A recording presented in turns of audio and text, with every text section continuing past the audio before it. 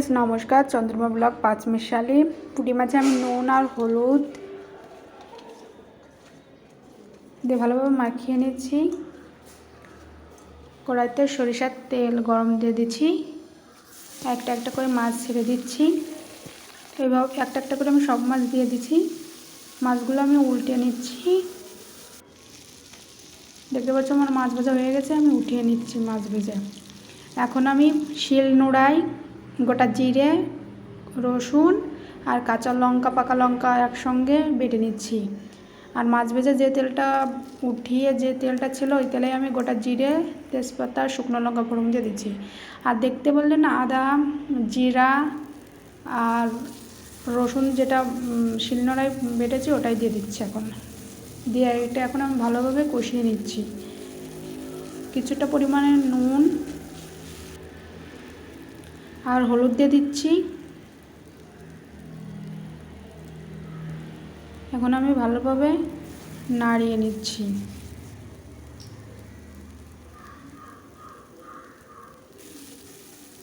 দেখতে পাচ্ছ মশলাটা ভাজা হয়ে গেছে, হালকা তেলও ছেড়ে দিয়েছে।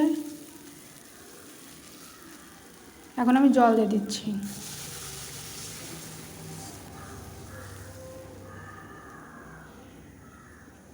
জল দিয়ে আমি একটু হালকা নাড়িয়ে দিচ্ছি।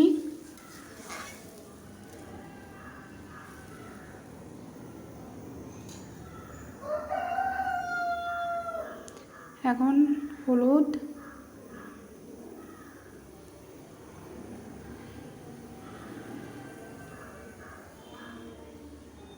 আর একটু নুন দিয়ে ঢেকে দিচ্ছি 5 মিনিটের জন্য। 5 মিনিট হয়ে গেছে আমার, দেখতে পাচ্ছ তরকারিটা ফুটে উঠেছে। এখন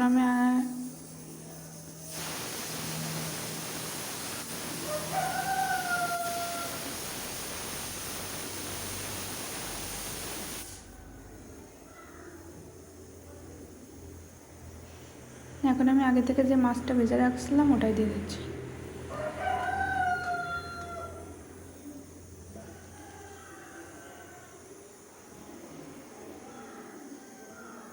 মাছ দিয়ে আমি হালকা নাড়িয়ে দিচ্ছি।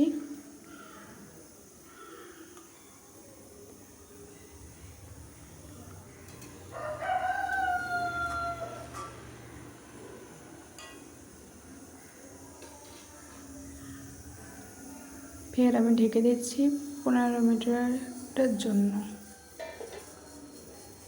15 মিনিট হয়ে গেছে আমার, দেখতে পাচ্ছ অনেকটা ঝোলও টেনে গেছে। এখন আমি গরম মশলা বাটা দিয়ে দিচ্ছি। এখানে আদা,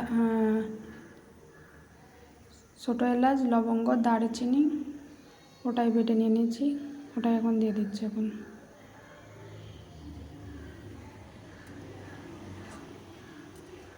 আমি এখানে কিন্তু আদা ব্যবহার করিনি, এটাই আগে বলতে গেছিলাম।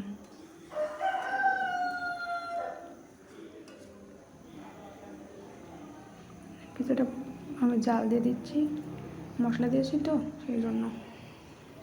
এখন আমি নামিয়ে নিচ্ছি। দেখতে পাচ্ছ নামানোর পরে এমন হয়েছে। আজকের মতন ভিডিও এখানে শেষ করছি। প্লিজ মাই চ্যানেল সাবস্ক্রাইব আর like, comment, share. Bye bye, tata.